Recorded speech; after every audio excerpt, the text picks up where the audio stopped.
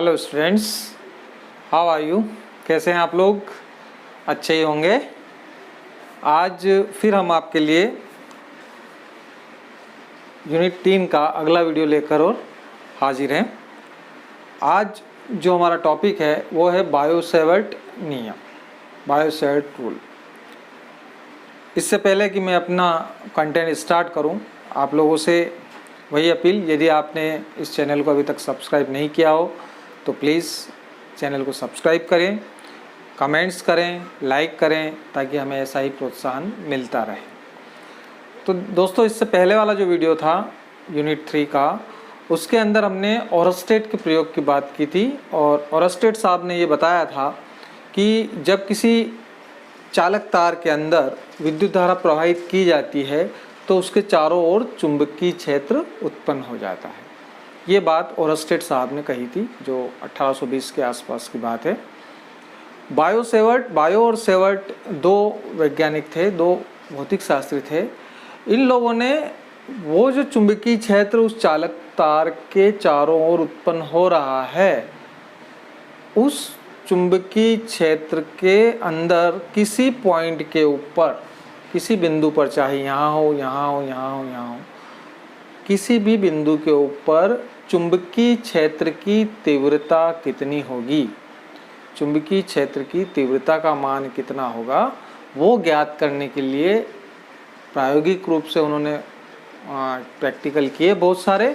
और फिर उन्होंने लास्ट में एक नियम दे दिया कि इतना इतना इसके आसपास किसी चालक तार के अंदर यदि विद्युत धारा प्रवाहित की जाए तो उसके चारों ओर जो चुंबकीय क्षेत्र उत्पन्न होता है, उस चुंबकीय क्षेत्र में किसी बिंदु के ऊपर चुंबकीय क्षेत्र की तीव्रता का मान जो है इन बातों पर निर्भर करता है।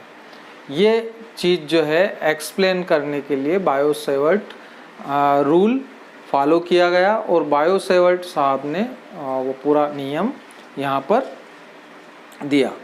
ठीक है, तो हम उसकी बात यहाँ पर करते हैं। उन्होंने क्या किया कि एक अल्पांश लिया, एक चालक तार लिया जिसके अंदर विद्युत धारा प्रवाहित की जाए। जैसे ये आपका एक अल्पांश लिया है हमने, DL लंबाई का अल्पांश लिया है, चालक तार का एक टुकड़ा है। अल्पांश मीन्स छोटा सा टुकड़ा। जैसे ये पूरा, अगर मान लें कि ये पूरा चालक तार है तो इसका इतना सा बड़ा छोटा सा टुकड़ा, इसको बोलेंगे अल्पांश।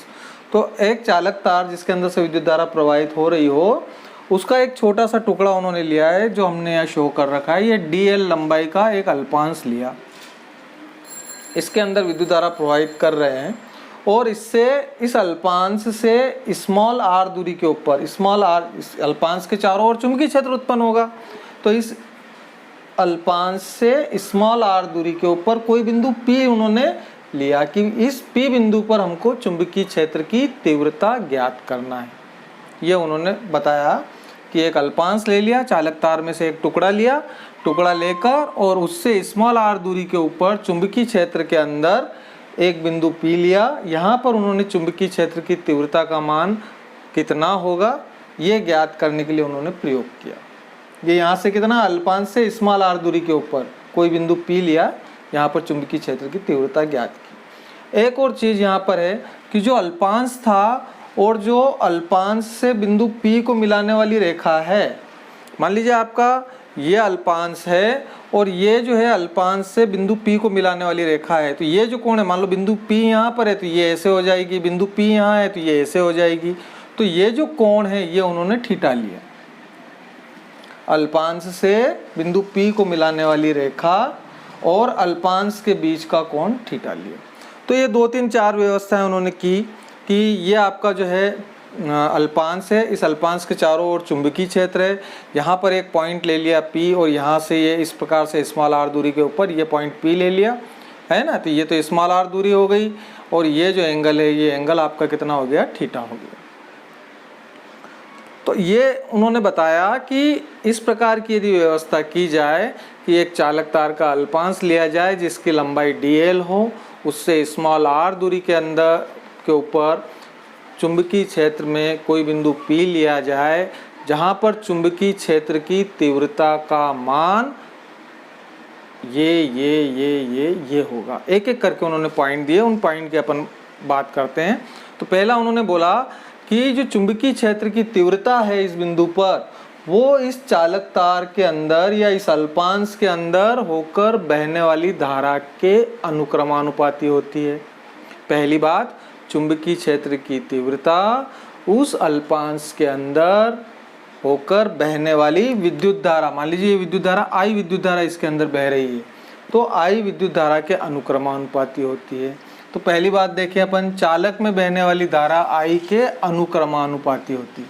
देखिए यहाँ मैंने लिख दिया है, एक धारावाही चालक के अल्पांश dl में आई विद्युत धारा प्रवाहित करने पर उसके चारों ओर उत्पन्न चुंबकीय क्षेत्र के किसी बिंदु P पर चुंबकीय क्षेत्र की तीव्रता dB की वैल्यू काय पे डिपेंड कर रही है?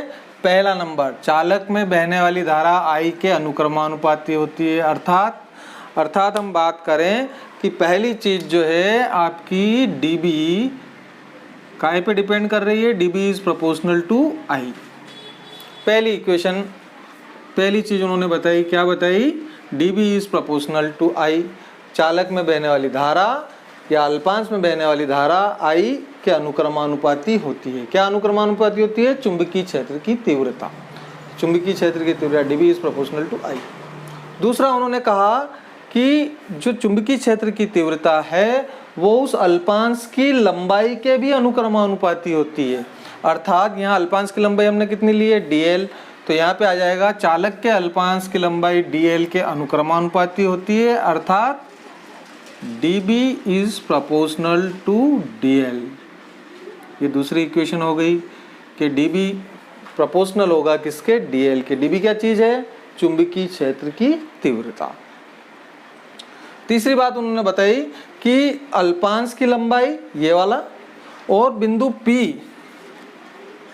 है ना, बिंदु P से अल्पांश को मिलाने वाली रेखा ये वाली, इसके बीच बनने वाला कोण थीटा कितना है इसमें? थीटा।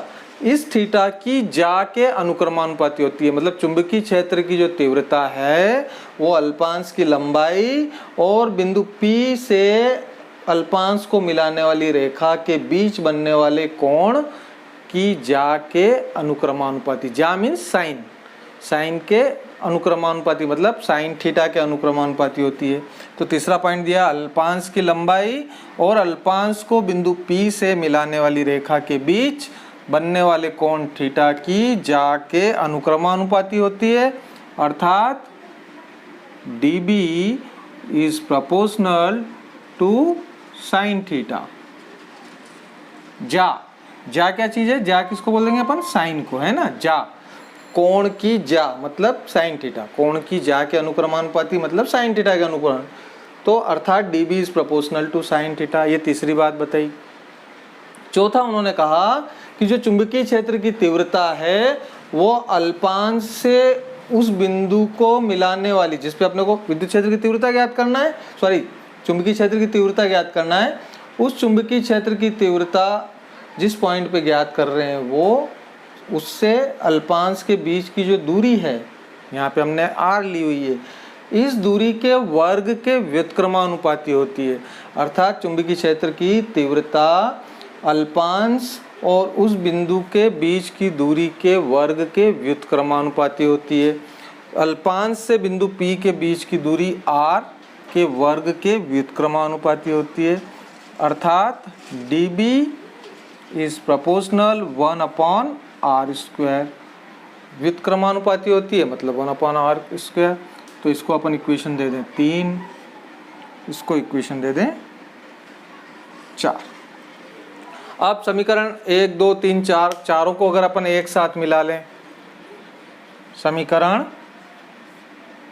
1, 2, 3 व 4 से चारों को एक साथ मिला लिया तो क्या हो जाएगा? देखिए आप, dB is proportional I dl sine theta upon r²। देखो यहाँ से I पहली से, दूसरी से dl, तीसरी से साइन थीटा और चौथी से अपॉन r² नीचे आ गया। अब हम जानते हैं कि जब भी हम प्रोपोर्शनल चिन्ह हटाते हैं, ये इसमें आ रहा है या नहीं आ रहा है? पूरा स्क्रीन पर आ रहा है। तो D B is proportional I D L sine theta upon R square. तो जब भी अपन प्रोपोर्शनल चिन्ह हटाते हैं तो एक कांस्टेंट लेते हैं, तो D B is equal to एक कांस्टेंट ले लिया K I D L sine theta upon R square. यहाँ पर जो है आपका k जो है एक नियतांक है जिसकी वैल्यू यहाँ लिख लेता हूँ मैं, k क्या है, नियतांक है जिसका मान कितना होता है, जिसका मान μ0 अपॉन 4 पाई, μ0 अपॉन 4 पाई होता है ना। तो अपना जो रूल है वो क्या हो जाएगा, D B is equal to K की जगह हम वैल्यू रखें नियतांक की, तो μ0 upon 4 pi I D L sine theta upon R square. ये आपका काय का रूल आ गया, ये बायो-सेवर्ट का नियम आ गया। बायो-सेवर्ट के नियम के अनुसार जो आपकी चुंबकीय क्षेत्र की तीव्रता है उसका मान इतना होता है। अब यहाँ पर यदि हम CGS पद्धति की मान करते हैं तो इसका k की वैल्यू 1 आ जाती है, और आपका जो SI पद्धति में अपन μ0 अपॉन 4 पाई रखते हैं। μ0 क्या चीज़ है, अपन बोलते हैं चुंबक जो आपका वायु या निर्वात की जो निरपेक्ष पारगम्यता होती है उसको अपन बोलते हैं μ0। अब इस कई बार ऑब्जेक्टिव में μ0 की यूनिट पूछ लेते हैं कि μ0 का मात्रक क्या होता है, तो वो भी यहाँ से अपन चाहें तो निकाल सकते हैं μ0 का मात्रक, कि μ0 का मात्रक क्या होता है, तो हम लोग इसको निकाल सकते हैं। अभी अपन बात कर लेंगे उस पर μ0 के मात्रक पर यह आपका बायो-सेवर्ट का नियम है। और बायो-सेवर्ट के नियम को मैं फिर से एक बार क्लेरिफाई आपको कर दूं कि बायो-सेवर्ट जो थे उन्होंने ओरस्टेड ने जो कहा था कि किसी धारावाही जो चालक तार है उसके चारों ओर चुंबकीय क्षेत्र उत्पन्न हो जाता है, तो उस चुंबकीय क्षेत्र में एक बिंदु लेकर वहाँ पर चुंबकीय क्षेत्र की तीव्रता का मान कितना होगा, इस संबंध में इन्होंने नियम दिया था। और उन्होंने बताया था कि वो जो चुंबकीय क्षेत्र की तीव्रता अगर किसी बिंदु पर वहाँ निकालते हैं तो वो 4 बातों पर डिपेंड करती है। पहला, उस अल्पांश के अंदर से कितनी धारा जा रही है, उसके अनुक्रमानुपाती होती है, अर्थात dB is proportional to I होता है। सेकेंडली, उन्होंने ये कहा था कि जो अल्पांश आपने लिया है उस अल्पांश की लंबाई कितनी है उसके ऊपर भी चुंबकीय क्षेत्र की तीव्रता डिपेंड करेगी, अर्थात dB is proportional to DL, dB is proportional to DL। तीसरा, उन्होंने कहा था कि जो चुंबकीय क्षेत्र की तीव्रता है वो उस अल्पांश जो है उस अल्पांश और जो पॉइंट आपने लिया है उसके बीच जो मिलाने वाली रेखा है, अल्पांश और उस पॉइंट को मिलाने वाली जो रेखा है इसके बीच कितना कोण बन रहा है उसकी ज्या के अनुक्रमानुपाती होता है। ये अल्पांश है आपका, ये मिलाने वाली रेखा है, तो ये जो कोण बन रहा है ये थीटा माना है हमने, तो इसकी ज्या के अनुक्रमानुपाती होता है, अर्थात dB is proportional to sine theta. ये तीसरी बात उन्होंने कही थी। और लास्ट बात उन्होंने ये कही थी कि जो अल्पांश है उस अल्पांश से उस बिंदु को आप जो मिला रहे हैं जिस पर आप चुंबकीय क्षेत्र की तीव्रता ज्ञात करना चाहते हैं, तो उसके बीच की जो दूरी है इसके वर्ग के व्युत्क्रमानुपाती होती है। चौथा पॉइंट उन्होंने कहा था कि अल्पांश और उस बिंदु को मिलाने वाली रेखा के बीच की जो दूरी है उसके वर्ग के व्युत्क्रमानुपाती होती है। तो ये 4 पॉइंट्स उन्होंने दिए थे, अगर हम दिमाग में रखें तो dB is proportional to I, dB is proportional to DL, dB is proportional to sine theta, and last dB is proportional to 1 upon R square. फिर हम चारों को मिला देते हैं तो एक साथ लिख देते हैं, तो dB is proportional to I DL sine theta upon R square. फिर हम क्या करते हैं उसके बाद में प्रोपोर्शनल चिन्ह हटाते हैं, प्रोपोर्शनल चिन्ह हटा के और एक कांस्टेंट ले लेते हैं k, एक कांस्टेंट k ले लेते हैं, और इस k की वैल्यू जो है नियतांक होता है जिसका SI पद्धति में मान μ0 अपॉन 4 पाई होता है। ये वैल्यू हम यहाँ रखते हैं, तो dB is equal to μ0 upon 4 pi I DL sine theta upon R square. ये आ जाता है, यही आपका बायो-सेवर्ट का नियम है। चलिए आप इसका स्क्रीनशॉट ले लीजिए। देखिए इसके बाद अपन ये बात कर रहे हैं कि dB is equal to μ0 upon 4 pi I DL sine theta upon R square. ये आपका निकला बायो-सेवर्ट नियम से, है ना, ये पूरा बायो-सेवर्ट नियम निकला है। यहाँ पर जो है आप μ0 अपॉन 4 पाई की वैल्यू 10 टू पावर -7 होती है। ये जो कांस्टेंट है μ0 अपॉन 4 पाई, तो इसकी वैल्यू 10 टू पावर -7 होती है। तो कई बार इसको ऐसे भी लिख देते हैं अपन कि dB is equal to 10 to power -7 I DL sine theta upon R square. और जो ऑब्जेक्टिव में क्वेश्चंस आते हैं तो वो म्यू ज़ीरो की अगर वैल्यू पूछते हैं तो यहाँ से म्यू ज़ीरो की वैल्यू अगर अपन देखें तो mu zero is equal to 4π into 10⁻⁷ होता है। तो ये वैल्यू भी अपने को दिमाग में रखना है कि म्यू ज़ीरो की वैल्यू कितनी होती है, 4π इंटू 10⁻⁷ ये वैल्यू होती है। एक और चीज़ यहाँ पर कि म्यू ज़ीरो की यूनिट भी पूछते हैं, वो यूनिट ऑफ म्यू ज़ीरो, मात्रक, यूनिट ऑफ म्यू ज़ीरो का मात्रक ये भी पूछते हैं। तो ये भी इसी फार्मूले से अपन फाइंड आउट कर सकते हैं कि मान लीजिए आपका ये है D B is equal to mu zero upon 4π I D L sine theta upon R square, ये चीज़ है। तो म्यू ज़ीरो की बात करेंगे तो ये D B into 4π into R square, ये इधर आ गया और नीचे क्या चला गया आपका आई डी एल और साइन थीटा, ये आपका आ गया क्या, म्यू ज़ीरो, यूनिट निकालने के लिए। अब डी बी क्या है, डी बी क्या चीज़ है, चुंबकीय क्षेत्र की तीव्रता है। तो इसको अपन टेस्ला में मेज़र करते हैं चुंबकीय क्षेत्र को, तो यहाँ तो आ जाएगा टेस्ला, डी बी के लिए तो आ जाएगा टेस्ला। 4π क्या है, कांस्टेंट है, तो इसका कुछ यूनिट होगा ही नहीं। आर स्क्वायर क्या है, आर क्या है, दूरी है और स्क्वायर है इसका, तो ये आ जाएगा आपका मीटर स्क्वायर बटे नीचे आई क्या चीज़ है, धारा को अपन का से नापेंगे एम्पियर से, तो इसकी जगह आ जाएगा एम्पियर। फिर डीएल भी क्या चीज़ है, अल्पांश की लंबाई है, मतलब ये भी क्या हो गया, दूरी हो गई, तो ये भी क्या हो गया, मीटर, है ना। और साइन थीटा फिर कांस्टेंट है तो इसकी कोई वैल्यू होगी नहीं, साइन थीटा कांस्टेंट आ जाएगा। तो ये आपका 1 मीटर से 1 मीटर आपका कट गया। तो जो म्यू ज़ीरो है, इस म्यू ज़ीरो की जो यूनिट है वो क्या बनी, देखिए आप यहाँ से देखें अपन तो टेस्ला, और 1 मीटर से 1 मीटर तो कट गया था, तो टेस्ला मीटर प्रति एम्पियर,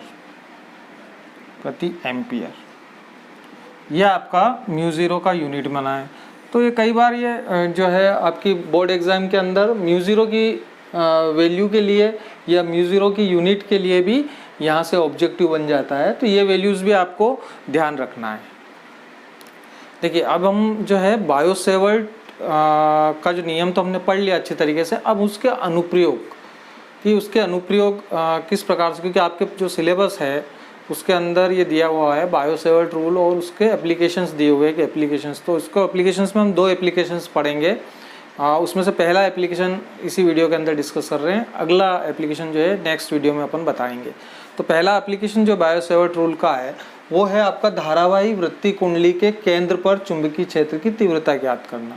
एक तार लिया, उसको कुंडली के रूप में बनाया और उस तार के सेंटर पर, तार के केंद्र पर जो है अपने को चुंबकीय क्षेत्र की तीव्रता ज्ञात करना है। तो मान लीजिए ये तार ले रखा है अपन ने, ये तार की एक कुंडली बना ली है ऐसी, यहाँ से आपने बैटरी जोड़ दी, बैटरी जोड़ के और विद्युत धारा चाहो तो यहाँ बता भी सकते हैं हमने कि यहाँ पे बैटरी जोड़ दी है, ऐसे करके यहाँ प्लस वाला या माइनस वाला, और ऐसे बैटरी जोड़ दी हमने, इसमें बैटरी जोड़ दी तो ये प्लस वाला सिरा जोड़ा तो तार में करंट इधर से फ्लो हो रहा है इस टाइप से, और ऐसे करंट फ्लो होकर चल रहा है। तो इस तार में जब करंट फ्लो हो रहा है तो इसके चारों ओर चुंबकीय क्षेत्र उत्पन्न हो रहा है, तो निश्चित रूप से इसके सेंटर में भी, केंद्र पर भी चुंबकीय क्षेत्र होगा। तो यहाँ केंद्र पर वैल्यू कितनी होगी ये हमको ज्ञात करना है with the help of bio Savart rule की मदद से। तो इसके लिए हम क्या करते हैं कि ये जो कुंडली ली है हमने, इस कुंडली के अंदर हम आई विद्युत धारा प्रवाहित कर रहे हैं और इसका जो सेंटर है उसको O मान लिया कि इसका केंद्र O है, जहाँ पर हमको चुंबकीय क्षेत्र की तीव्रता ज्ञात करना है। इस केंद्र से लेके और यहाँ तक की जो इसकी परिधि तक की जो दूरी है ये स्मॉल r है। अब इसको हम छोटे छोटे अल्पांशों में काट देते हैं, मतलब छोटे छोटे अल्पांशों में हम लेते हैं इसको।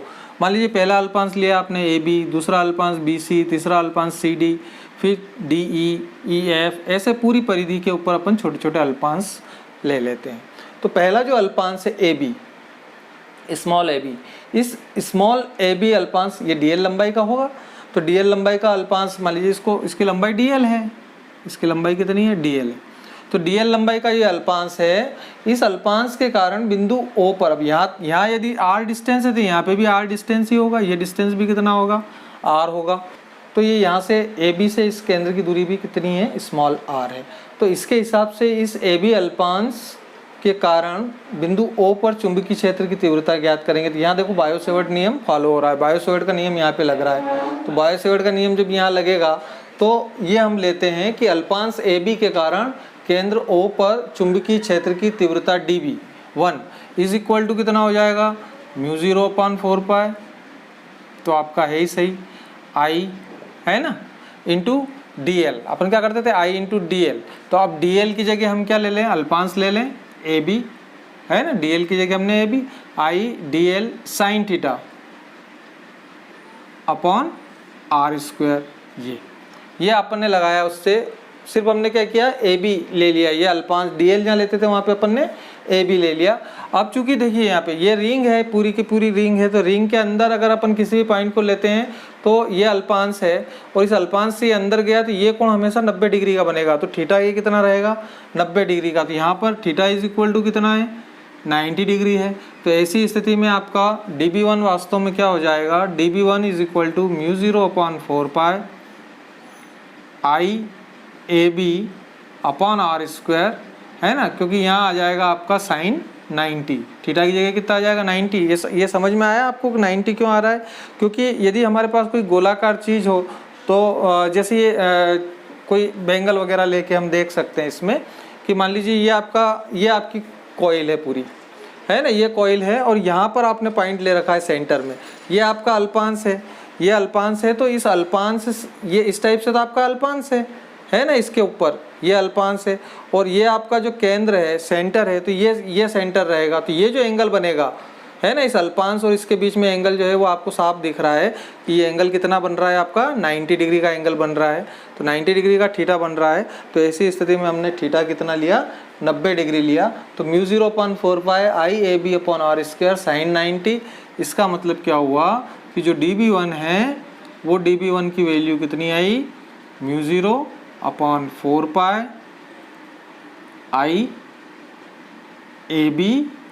AB क्या है, ये लंबाई अल्पांश की अपॉन r²। इसको समीकरण 1 दे देते हैं हम, ठीक है। तो ये किसकी वजह से आया है, ये आया है अल्पांश AB के कारण केंद्र O पर चुंबकीय क्षेत्र की तीव्रता dB1 is equal to this. इसी प्रकार से हम दूसरा अल्पांश लें, ये वाला लिया था पहले, फिर अब हम ले BC। तो BC की वजह से क्या हो जाएगा, देखिए इसी प्रकार से यदि हम बात करें डायरेक्ट तो उसको हम मान लें कि इसी प्रकार अल्पांश BC के कारण केंद्र O पर चुंबकीय क्षेत्र की तीव्रता dB2 इज इक्वल टू हम डायरेक्ट लिख सकते हैं μ0/4π I। और अब AB की जगह क्या आ जाएगा आपका, BC के लिए ले रहे हो तो यहाँ आ जाएगा आपका BC अपॉन r²। ये आ जाएगा आपका समीकरण 2, ठीक है, μ0/4π IBC अपॉन r²। अब फिर अपन क्या लें, ऐसा कैसा सेम कंडीशन CD के लिए लें, फिर DE के लिए EF, ऐसे करते करते बढ़ाते बढ़ाते पूरी परिधि के ऊपर इसको हम चलते जाएं। तो हम डायरेक्ट लिख देते हैं अब कि इसी प्रकार सभी अल्पांशों के कारण केंद्र O पर चुंबकीय क्षेत्र की तीव्रता, 2 का तो हमने निकाल लिया, 2 का निकाल लिया, अब बाकी सबका लिख दिया। तो B इक्वल टू कितना हो जाएगा, पहले के कारण dB1, दूसरे के कारण dB2, तीसरे के कारण dB3, ऐसे करते करते सभी जुड़ जाएगी। तो यहाँ पे आप देखें अब, तो B इज इक्वल टू पहले की वैल्यू रखें dB1 की समीकरण 1 से, तो dB1 की वैल्यू क्या आएगी, μ0/4π IAB अपॉन r² आ गई। दूसरे वाले की क्या आ गई, dB2 की μ0/4π IBC है ना, दूसरा वाला BC था, अपॉन r² प्लस तीसरे वाले की क्या आ जाएगी, μ0/4π I, और तीसरा वाला क्या है, BC हो गया, तीसरा वाला CD, तो यहाँ आ जाएगा CD अपॉन r² प्लस चौथा वाला, इस टाइप से चलता जाएगा। अब इसके अंदर से यदि हम म्यूजिक जो कॉमन है उसको कॉमन ले लो, तो B इज इक्वल टू क्या कॉमन दिख रहा है आपको, एक तो μ0/4π कॉमन दिख रहा है, I कॉमन दिख रहा है, बटे r² कॉमन दिख रहा है। तो अंदर क्या बचा, देखो यहाँ पे AB plus BC plus CD plus dot dot dot dot, है ना। मतलब ये जो अंदर के अल्पांश हैं, ये लंबाइयाँ ऐसी ऐसी ऐसी ऐसी मिलती गई। तो यदि इस लंबाई को इस लंबाई को, इस टुकड़े को इस टुकड़े को ऐसे अगर हम जोड़ते जाएं तो ये वास्तव में क्या बन जाएगा, पूरा सब वृत्त की परिधि बन जाएगी। तो ये वास्तव में क्या है, उस वृत्त की परिधि है। तो B equal to μ0/4π I upon r² into वृत्त की परिधि। ये क्या चीज़ हो गई? वृत्त की परिधि। अगर इनको सब अल्पांशों को जोड़ें अपन तो क्या ये क्या हो गया? वृत्त की परिधि। और आर त्रिज्या वाले की, तो आर त्रिज्या के वृत्त की परिधि क्या हो जाएगी? 2πr, जैसा हम लिखते आए हैं। तो देखिए यहाँ पर मैं b इक्वल टू आपका हो जाएगा μ0/4π I अपॉन आर स्क्वायर और इंटू यहाँ आ जाएगा आपका 2πr। ये वृत्त की परिधि, क्योंकि त्रिज्या r है तो 2πr हो जाएगा। एक r से एक r आपका कट जाता है। और आपका जो रिजल्ट जब आएगा इसमें, तो रिजल्ट के लिए अपन देखते हैं तो आपका जो 2π है, 2π को भी आप इससे कैंसिल करके और देख सकते हैं। तो आपका जो 2π से भी आप इसको करोगे तो ये पाई से पाई कट जाएगा, 2 से काटा आपने तो 2 2 जा 4। तो मैं इसको इधर साइड में ले लेता हूँ यदि नज़र नहीं आता हो तो b इक्वल टू, देखिए b इक्वल टू μ0 ऊपर बचा है, I बचा है और μ0 I तो ऊपर बचा है और नीचे क्या बचा है आपका 2r, μ0 I अपॉन 2r। ये आपका एक तार के लिए μ0 I अपॉन 2r जो है आपका, ये किसके लिए है? एक तार के लिए। कुंडली में सिर्फ एक ही तार है ऐसी स्थिति में। यदि कुंडली में तारों की संख्या बढ़ा दें अपन और तारों की संख्या n कर दें, कि यहाँ यदि कुंडली में तारों की संख्या n हो, यदि कुंडली में तारों की संख्या, एक ही तार था ये, यदि तारों की संख्या अपन n कर दें, स्मॉल n कैपिटल N जो भी आप करना चाहो, कैपिटल N कर दो, मान लीजिए कैपिटल N हो तो n का गुणा हो जाएगा इसके अंदर। तो b इज इक्वल टू आपका हो जाएगा μ0 capital N I upon 2r। ये आपका जो है इसके केंद्र पर चुंबकीय क्षेत्र की तीव्रता के लिए व्यंजक ये भी हो सकता है। एक तार के लिए बात करें तो ये भी हो सकता है, b is equal to μ0 I upon 2r भी हो सकता है। और आपका जो है दूसरा क्या हो सकता है, μ0 ni अपॉन 2r। और अगर इस फॉर्म में भी लिखना चाहो, μ0 अपॉन 4π के फॉर्म में भी अपन लिख सकते हैं, कोई दिक्कत नहीं है। ऐसा कैसा इसको अपन लिख सकते हैं 2π ni के r के हिसाब से भी। यहाँ से भी एक टर्म यहाँ पे बन सकती है। देखिए कई बुक्स में ऐसा भी मिलेगा आपको यहाँ पर, जैसे मैं लिख देता हूँ कि b इक्वल टू, इसको ये काटेंगे नहीं 4π को, और ऐसा कैसा लिख लेंगे, b is equal to μ0 upon 4π, b is equal to μ0 upon 4π, और ये आ जाएगा आपका 2πri अपॉन r स्क्वायर था नीचे, तो एक r स्क्वायर से एक r स्क्वायर कट जाएगा। तो ये आपका बचेगा μ0 अपॉन 4π 2πin, यदि n फेरों की संख्या है, अपॉन r। तो इस टाइप से भी हो सकता है, ये भी मिल सकता है। तो इसमें कुछ नहीं, कंफ्यूज की बात नहीं है, इस टाइप से भी सही है, ये भी सही है और ये भी सही है। तो वृत्ताकार कुंडली जो है उसके केंद्र पर चुंबकीय क्षेत्र की तीव्रता के लिए इस प्रकार का व्यंजक आपको प्राप्त करना है। हमने क्या किया है, सबसे पहले वृत्ताकार कुंडली ली है, उसके अंदर करंट फ्लो किया है, करंट फ्लो करके उसको अल्पांश, छोटे छोटे अल्पांश लिए हैं उसके अंदर, और हर एक अल्पांश के ऊपर बायो-सेवर्ट का नियम लगाया, और बायो-सेवर्ट के नियम से इस अल्पांश के कारण यहाँ पर कितनी चुंबकीय क्षेत्र की तीव्रता हो रही है वो ज्ञात करी, दूसरे अल्पांश के कारण कितनी हो रही है वो, ऐसे सभी अल्पांशों के कारण कितनी होगी, सभी की जोड़ दी, और जोड़ने के बाद में सभी अल्पांशों को जब जोड़ा तो वो परिधि होता है, परिधि रख दिया हमने, और इस तरीके से आपका फाइनल हमने बायो-सेवर्ट का नियम और उसका एक अनुप्रयोग हमने आपको बता दिया है। दूसरा अनुप्रयोग हम अगले वीडियो में बताएंगे। अभी हमने केंद्र की बात करी, अक्ष के ऊपर चुंबकीय क्षेत्र की तीव्रता ज्ञात करना, वो प्रश्न बहुत बार बोर्ड में आता भी है, तो अगले वीडियो में अपन उसके ऊपर डिस्कस करेंगे। ये वीडियो आपको कैसा लगा आप कमेंट्स में ज़रूर लिखिए, और सब्सक्राइब कीजिए, शेयर कीजिए, अपने दोस्तों तक पहुँचाइए।